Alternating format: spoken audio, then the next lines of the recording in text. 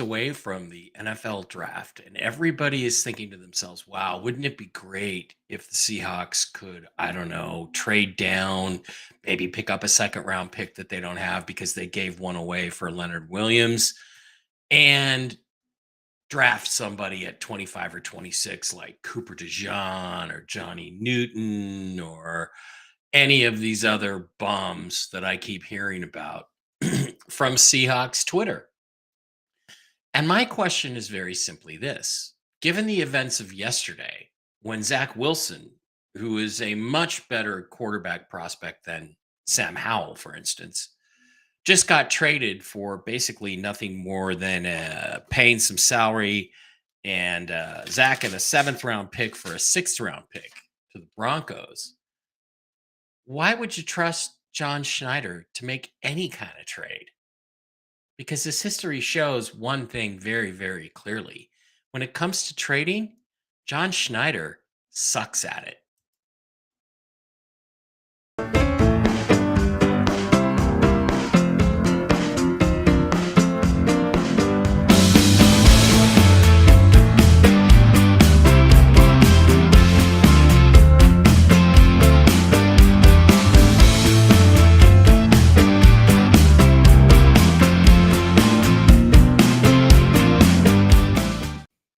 All right, welcome back to the Seahawk Boys, fearless and stupid. No, not stupid. Actually, fearless and super smart Seahawks YouTube channel. Welcome to the show.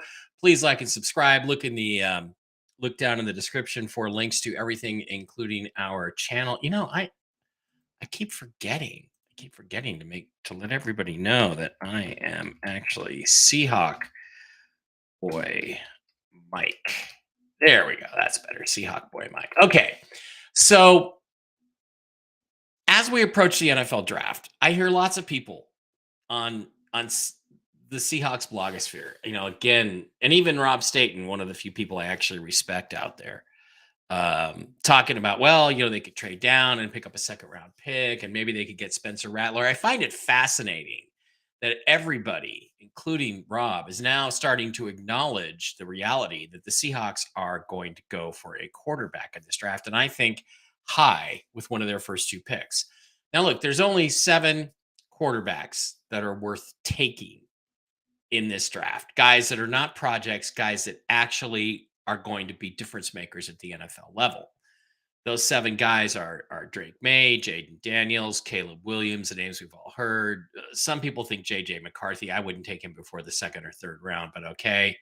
Bo Nix, Spencer Rattler, and Michael Penix. Now, the problem with that thinking is if you think Spencer Rattler is going to last into the mid second round or the late second round, like into the 50s or 56 or some of these trades that we talk about, you're crazy. He's All of these guys are going to be gone before pick number 40 because what everyone is failing to recognize is that the quarterback position is even more of a premium than it used to be. If you look at last year's draft, you had 4 quarterbacks taken right away. Boom, boom, boom. You had Bryce Young, CJ Stroud, who was the guy I advocated the Seahawks should trade 3 first round picks for and trade up and get to the number 1 pick. Anthony Richardson and Will Levis. Now, Will Levis lasted until the first pick in the second round. But here's the thing. He should have been taken by the Seahawks. Once they missed out on CJ Stroud, they should have gone for Levis with either the 5th or the 20th pick.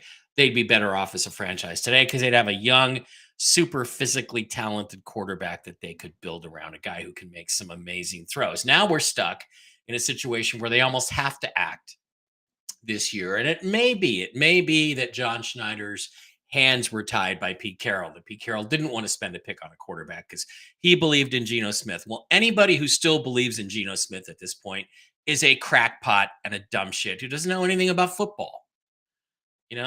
When I say that, I'm thinking Dan Veens or Viens or whatever the hell his name is, Seahawks retard Nelson, Hawk blogger. These guys are dumb shits.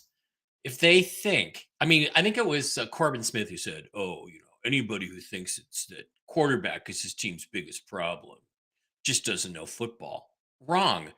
Because the way you win in the NFL now is with big time quarterbacks who make big time throws in big moments. And the Seahawks do not have one of those guys.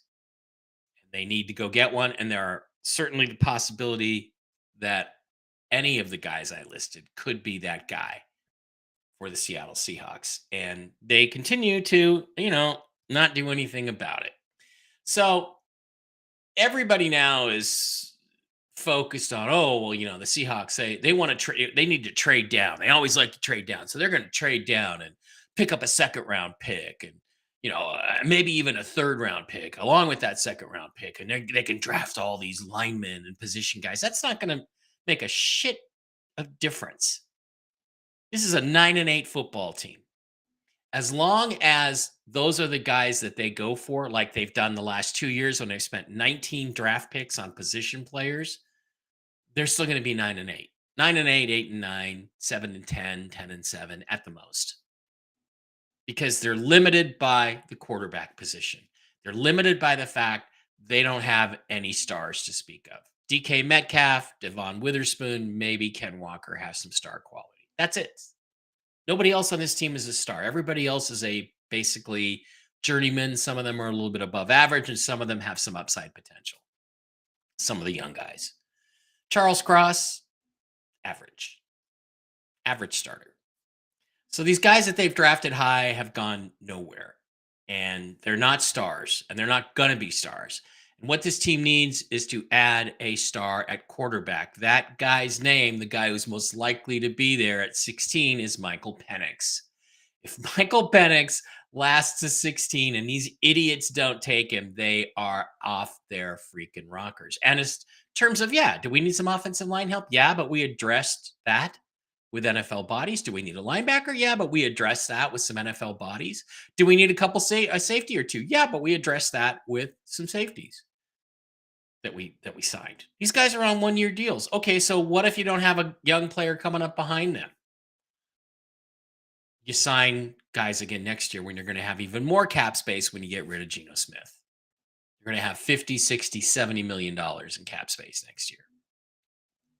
So it is foolish to not go for a quarterback. It was criminal last year not to go get CJ Stroud when he was quite obviously QB1. And it should have been pretty obvious to, most of the league that he was going to do what he did. Should have been obvious to the Seahawks. But Pete Carroll is old school. He's old fashioned. He doesn't believe in that kind of stuff. We're not going to make these big moves. But now they need to make a splash move. If Penix gets to 16 and they pass on him, they are absolute fools. Because when they trade down to 22 or 25 or 38, the big problem too is in order to make a trade, you have to have somebody to trade for. Somebody has to be coming up to get someone that they like enough to give up assets. And that probably isn't going to happen. So everybody who has Troy Fautanu mocked to the Seahawks at 16 is an idiot. Not just because John Schneider's made it very clear he doesn't like to spend high picks on guards, but also because that's not going to do anything to bring you 1 inch closer to the Super Bowl. Michael Penix might. Bo Nix might. Spencer Rattler probably will. These guys are all worth taking at 16 or 22 or 25 or 32, wherever they end up, if they end up trading down. But here's the thing people aren't addressing is, why do you trust John Schneider to make a trade? What trades has he made in the past that make you trust his judgment? Let's take a look. Let's take a look yesterday at what happened yesterday. What happened yesterday was pretty interesting stuff. The Denver Broncos, who are competing with the Seahawks for a position in the wow, why am I not getting all my tabs here? Come on, buddy. Who are competing for the Seahawks in trying to get a quarterback. Well, they signed Zach Wilson yesterday. They traded for Zach Wilson yesterday, and Zach. I'm just gonna let Zach's highlights just kind of go. Zach is the former number 2 overall pick just a few years ago in 2021. He went into the worst possible situation in New York, played for two terrible head coaches, including Robert Saleh, who I think is probably the worst, one of the worst, if not the worst coaches in the NFL. And I could have told you that was going to happen a couple of years ago when the Jets hired him. But physically, he checks all the boxes. He has all the tools. He can move around with his legs. He can make plays. There actually are some highlights that show Zach making, some really, really good plays and throwing the ball and doing things that NFL quarterbacks need to do. He's had terrible coaching. He's had terrible players around him. He hasn't had much on the offensive line. Elijah Vera Tucker, who the Jets took instead of Christian Darrisaw for part of the Jamal Adams trade. They just haven't amounted to much. Not much of a running game, and he's had a lot of things work against him. Now, I hear a lot of people today saying stuff like, "Yeah, the quarterback fail rate is super high, Hiker 2023. Chances he'll be a star are low." But the reason for this, primarily, is because teams spend high picks on quarterbacks and then don't build anything around them. Then in the second round, they draft an edge rusher, or some fucking stupid thing like that. The bottom line is, when you draft a young quarterback, you have to do several things. First of all, coaching stability. You have to make sure the head coach stays for at least his first 3 years. Secondly, offensive coordinator. You have to tell the offensive coordinator, I'll pay you extra money, but your job is to develop this guy over the next 3 years, and you cannot take a head coaching job for the next 3 years. I will pay you more money to stick and work with my quarterback. You have to do that. And then you have to draft, and in free agency, go out and get the guys. Go out and get the guys that are going to protect him, that are going to run the ball for him, and that are going to catch the ball from him. So I think the failure rate is primarily because teams don't do that, because they do stupid shit like drafting a bunch of defensive players after they take a young quarterback. Hopefully the Bears aren't stupid and they don't do that this year. So they were able to get the former number 2 overall pick, and nobody disputed that. Everybody was like, yep, Zach Wilson, second number 2 guy on my board. They got him for basically a 6th round pick. They sent a 6th round pick to the Jets. They got a 7th back and Zach Wilson, and the Jets are paying part of his salary. Get him off the roster, get him off the books. And it's only like $2.75 million. So conversely, the Seahawks paid the equivalent of a 3rd round pick for Sam Howell. Now, just again to sort of let you know about Sam Howell. Sam Howell led the league last year in a very important statistical category. That category was interceptions. If you watch his interceptions, and there's a YouTube video with all of his interceptions, they're literally some of the worst throws you will ever see. Some of this absolutely atrocious throws. So in this situation, you have the same situation exactly. You have Zach Wilson or Sam Howell. They're both young quarterbacks. They both have some physical talents. They can both run around with their feet. They both have good arms. Zach Wilson's arm is better. One was drafted in 2021. One was drafted in 2022. And you have the same reclamation project with both. They have to unlearn all of the bad habits that they have learned in the last 2 or 3 years. And then you have to start building up something new. They're both probably just career backup quarterbacks in the league at this point, because of all the damage that's been done, all the abuse that they've taken. It's like, it's like an abused child or an abused dog. They'll never really get over it. So you can work with them and improve, but I mean, just look at how bad this is. This is the guy they traded for. And then here's the problem: the Seahawks traded more for the lesser player. Zach Wilson has more upside. Seahawks fans online thinking Howell is a future Russell Wilson. Yeah, yeah. There is only one Russell Wilson, and he's going to the Hall of Fame. So, I flipped over and I saw an article on the internet, which I think a lot of people probably agree on in Seahawks Twitter, and it's pretty awful to read. I mean, it's just like, wow. This is by 12th Man Rising. Let this sink in a minute. Denver Broncos coach Sean Payton would rather have Zach Wilson than former Seattle Seahawks quarterback Russell Wilson. That's just contract and shows what a piece of shit Sean Payton is. In fact, Payton sees something in Wilson that he must not have seen even in Sam Howell. The Broncos chose to add Wilson and not go for Howell, or maybe Denver didn't want to give up a third round choice for Howell. Luckily, the Seattle Seahawks did. If there was a battle of comparisons, and I know I'm going to catch a lot of this shit on Seahawks Twitter today. There was a battle of comparisons of what each team gave up for a perceived backup quarterback. Then the Broncos beat the Seahawks. Yes, they did. Denver gave up a late round pick for Wilson, and the Jets, they swapped late round picks. Jets are going to pay half of his salary.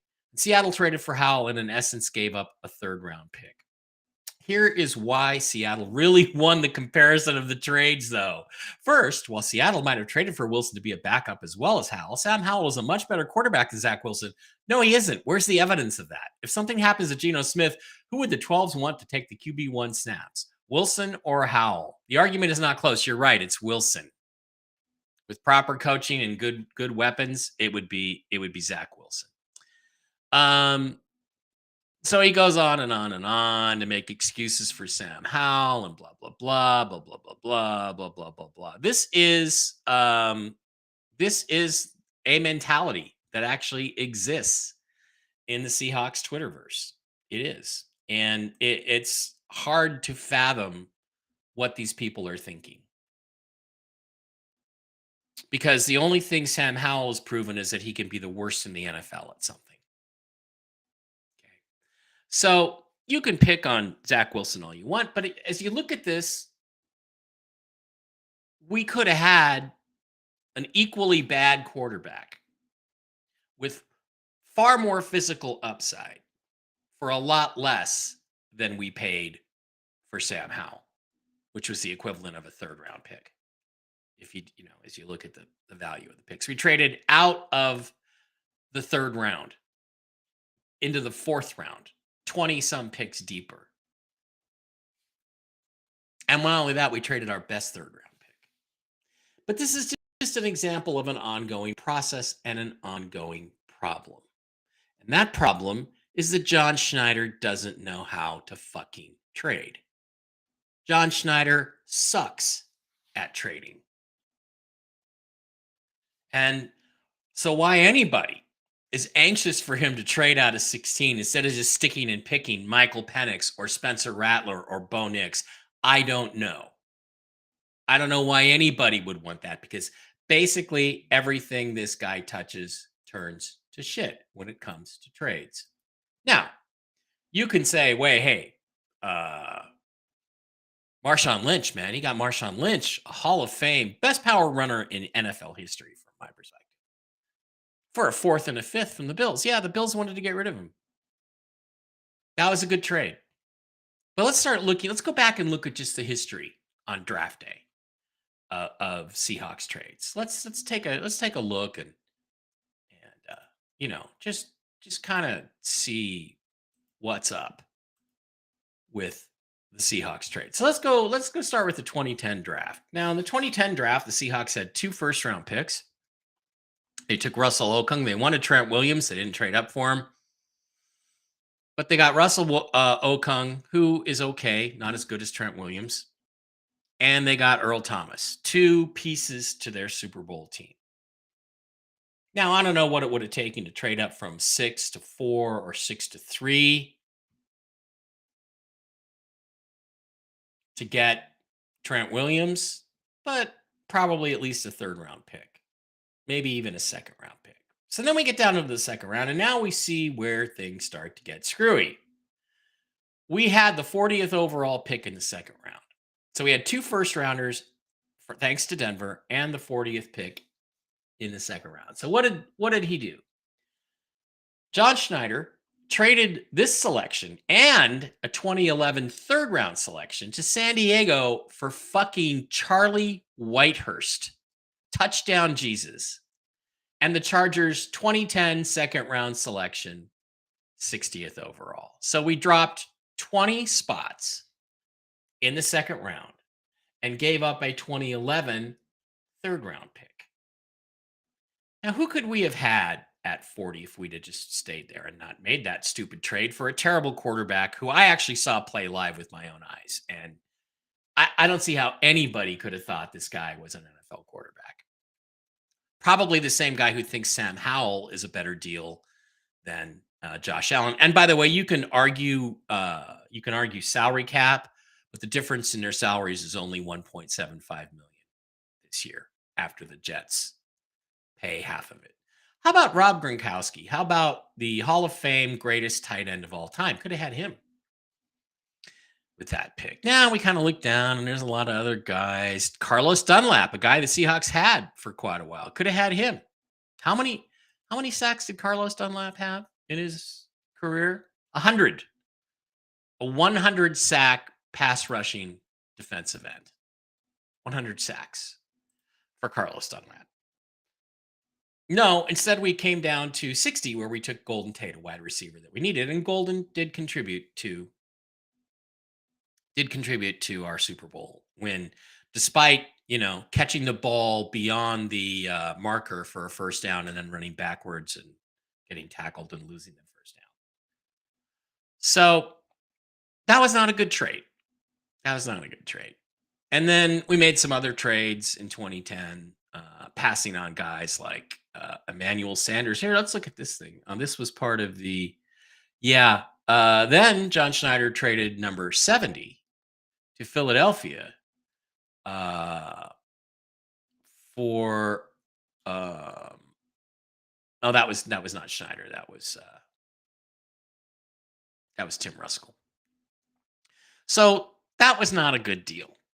And there are lots of guys we could have taken with that pick. How about, Geno Atkins? A lot of guys we could have taken with that pick. So that's 2010. Let's move now to the 2011 draft, where guess what? We have already given up our third round pick and dropped 20 spots in the second round to get Charlie Whitehurst. And believe me, I went to a game in the 2011 season, and I talked to Pat Rule, who was one of the coaches. And by 2011, they already knew that Charlie Whitehurst sucked and Tavares Jackson sucked. So the Seahawks needed to get a quarterback in this draft, and they didn't. They stuck. They picked. They took James Carpenter, who never made a Pro Bowl. But the third round pick they lost. Let's slide on down. Yeah, here it is, 57. So then the Seahawks were forced to make another trade, which is they traded. They got Detroit's third round pick 75 and 107 for 57. Now at 57, they could have had Randall Cobb. They could have had Justin Houston, who had I don't know, in his NFL career, he's still in the league, 112 sacks. So if they'd never traded for Charlie Whitehurst, they had a lot of options. And then the third round pick that we gave up for him was 89 as part of the Charlie Whitehurst deal. So we could have had KJ Wright for that pick. And then at 99, we could have taken, I don't know, Jordan Cameron or Julius Thomas or, I don't know, Richard Sherman, taken guys early and then had leftover picks to take Tyrod Taylor. How about Jason Kelsey, Hall of Fame center? Could have taken a Hall of Fame center with those picks that we traded away. So once again, that's not a good trade. All right, so let's slide over to 2012. Now, 2012 is widely regarded as the greatest Seahawks draft of all time because even though, we had a first round pick, we got Bruce Irvin out of it, and we got Bobby Wagner is going to the Hall of Fame, and we got Russell Wilson is going to the Hall of Fame. That's true. But let's look at what we did. We were sitting at 12. And at 12, we traded out with Philadelphia for a fourth round pick and a sixth round pick, 114 and 172. We traded. The guys we passed on were Fletcher Cox, who's going to the Hall of Fame as a defensive tackle, and Chandler Jones, who was widely mocked to us. Let's just take a look at Chandler Jones. How many sacks did Chandler Jones? He's had 112 sacks in his career. So this is three guys now. Three guys in 3 years that have over 100 sacks in their careers that the Seahawks have passed on because of John Schneider's trades. So they can pick up fourth and seventh round picks.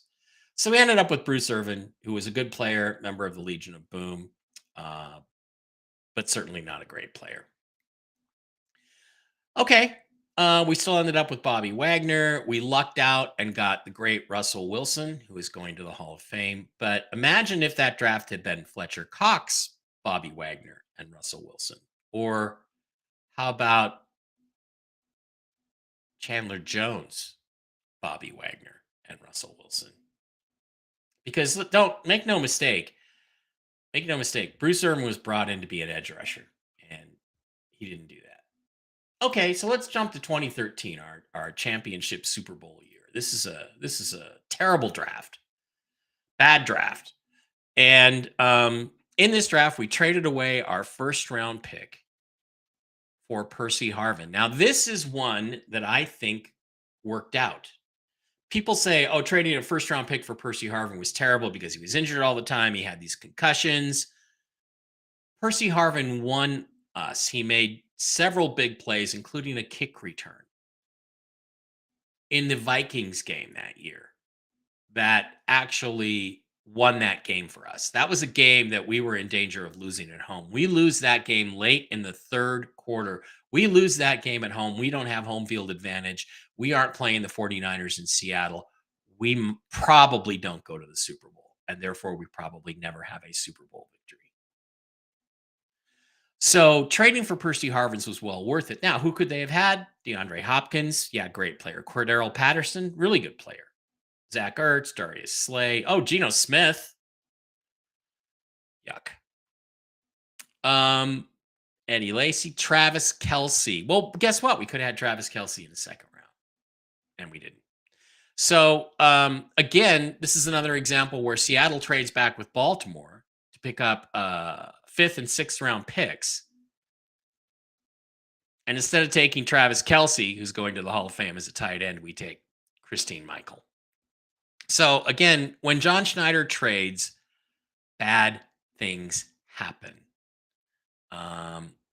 And let's look at who the Seahawks picked up with some of those guys. Oh yeah, Spencer Ware, Harold Simon, Jesse Williams.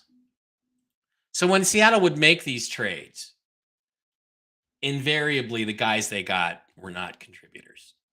So why'd you trade out of the great players? So let's take a look at 2014. 2014 was another draft. This one was a complete disaster where we traded down multiple times. We were actually picking at 32. We traded out of that. To, I believe, what was it?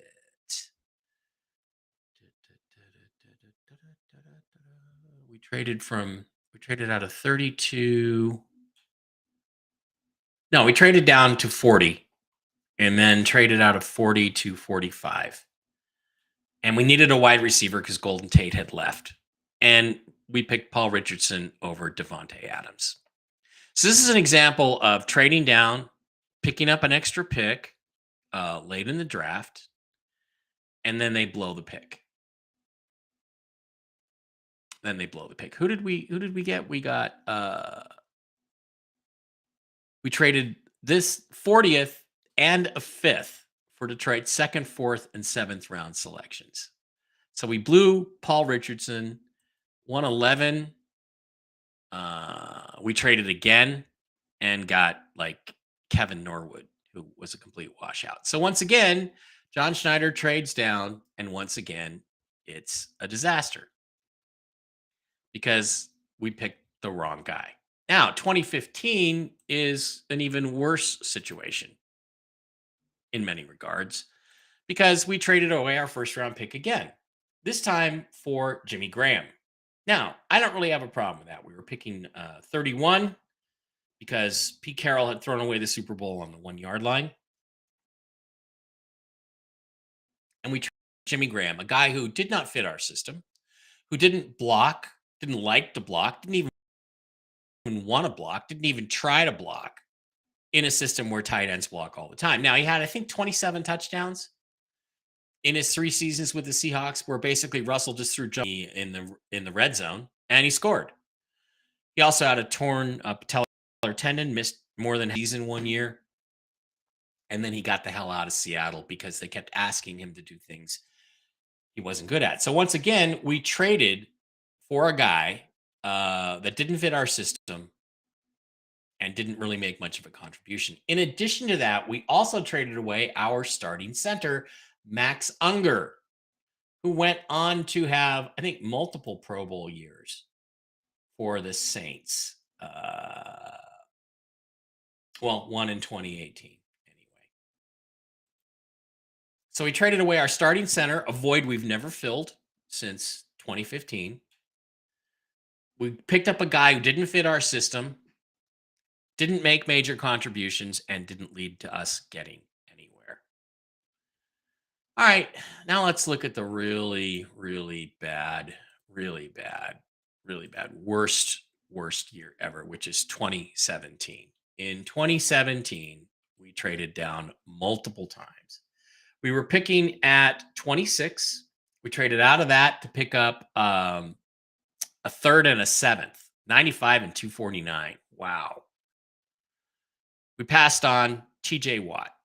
Now, TJ Watt has only been in the league, 7 years now? 4 times first team All Pro, 1 time second team All Pro, 6-time Pro Bowl, 6 years, and has 96.5 sacks already. Best pass rusher in the NFL. So once again, could have had him. So we traded down to 31, and then we traded down again to 35, passing on Cam Robinson, who we needed a left tackle at this time. We didn't have a left tackle. And then we passed on Budda Baker. So those are 3 guys, TJ Watt, Cam Robinson, and Budda Baker, who are all better than the stiff that we picked, Malik McDowell, who had major character issues, character red flags, and of course wrecked himself in an ATV accident and never amounted to shit in the NFL. So again, who did we get for those trades? We didn't get Shaq Griffin. Oh, we got Delano Hill, stiff. So we traded out of TJ Watt to take Delano Hill, who was a stiff. So once again, this is the worst example of John Schneider not knowing how to trade. All right, let's just move now to 2021 because this is the coup de grace for a lot of people. This is where Zach Wilson was traded, by the way, but this is where John Schneider traded 2 first-round picks and a third-round pick for a safety for Jamal Adams. Now, Jamal Adams was a star player. I supported trading for him. I did not support trading 2 first-round picks for him. But as a result, we ended up in 2021 with no first-round pick because of other bad trades that John Schneider had made. We had only a second-round pick, which we burned on D. Eskridge, who's a stiff, who's going to be off the team this year. And passed on, guess what? A center, Creed Humphrey, who's probably going to go to the Hall of Fame if he stays healthy, and could have solved our center problem and probably would have kept Russell Wilson from injuring his hand on Aaron Donald's helmet because Donald would not have been able to come right up the middle and pressure him so his hand hit Aaron Donald's helmet and basically ruined Russell Wilson's next 2 or 3 years.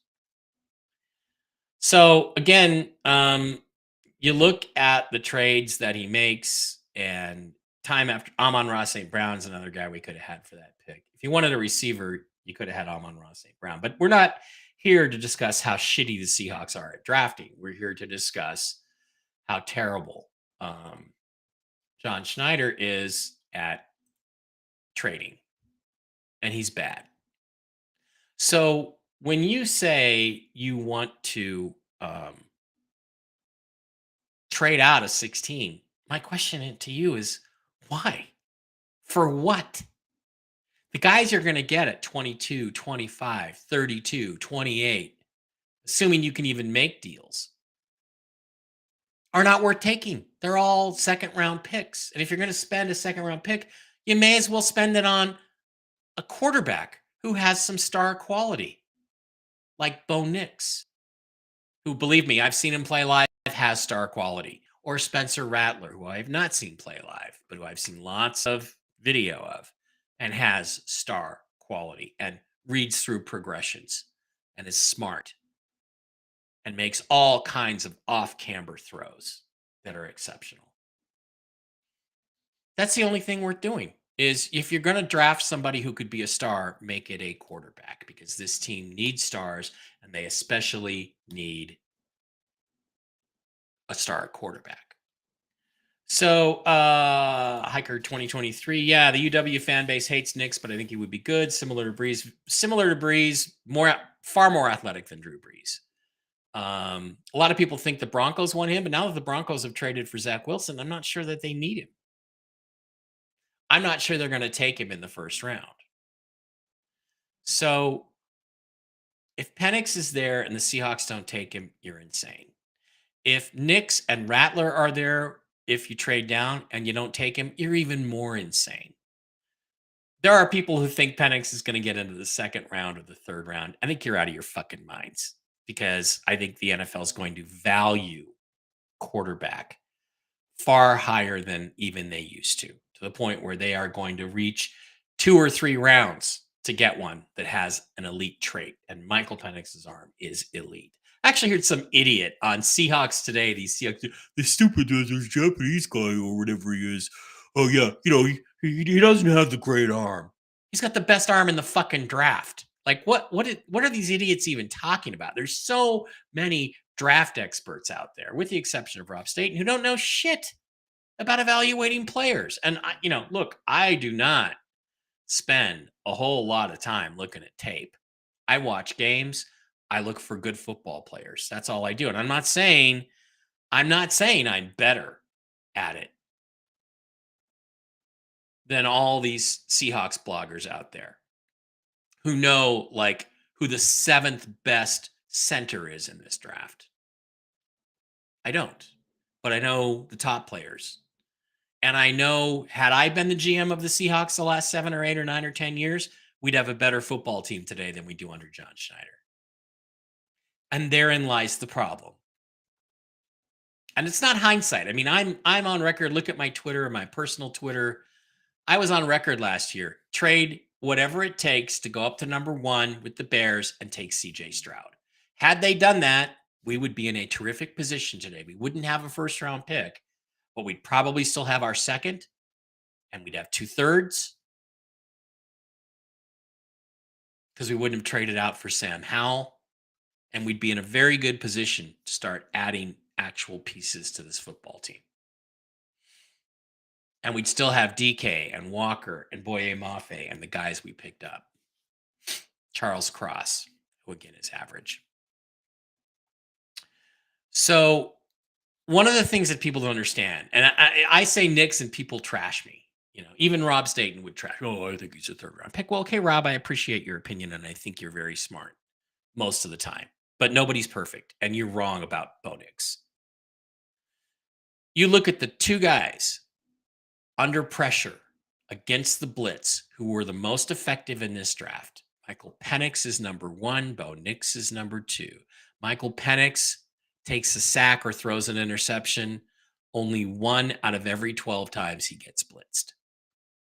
Bo Nix, it's 1 out of 11.4 or something like that. And then there's a huge drop off.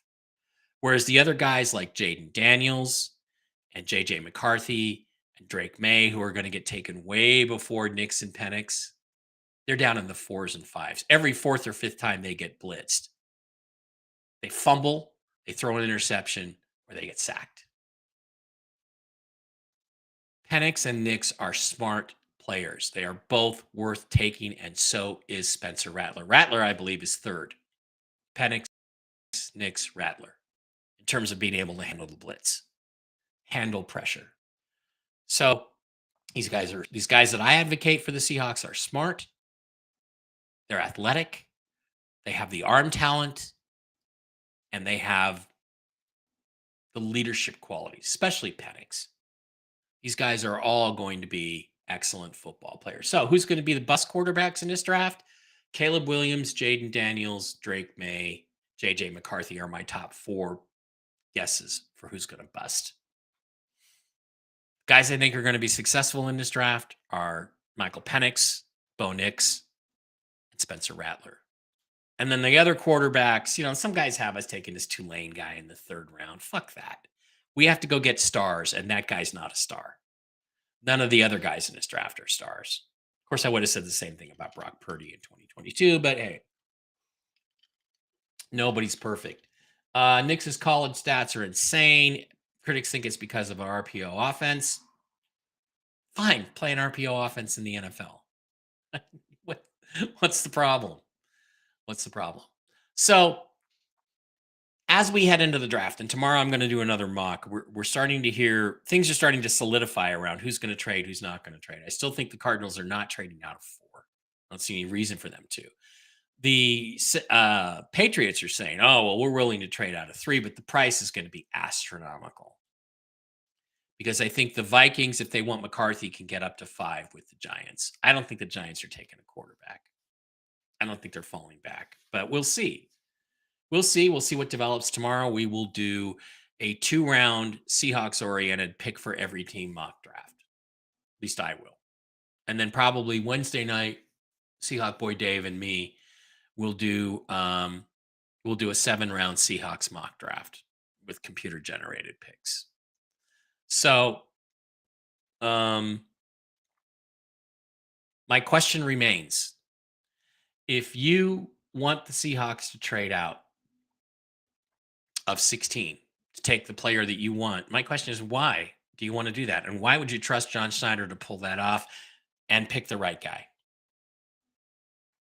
Because if it isn't a quarterback, if you trade to 22 with the Eagles, who might want a corner or a pass rusher, if you trade to 24 with the Packers or the Cowboys, who might want an offensive lineman, trade to 28 with the Bills, who might want a wide receiver.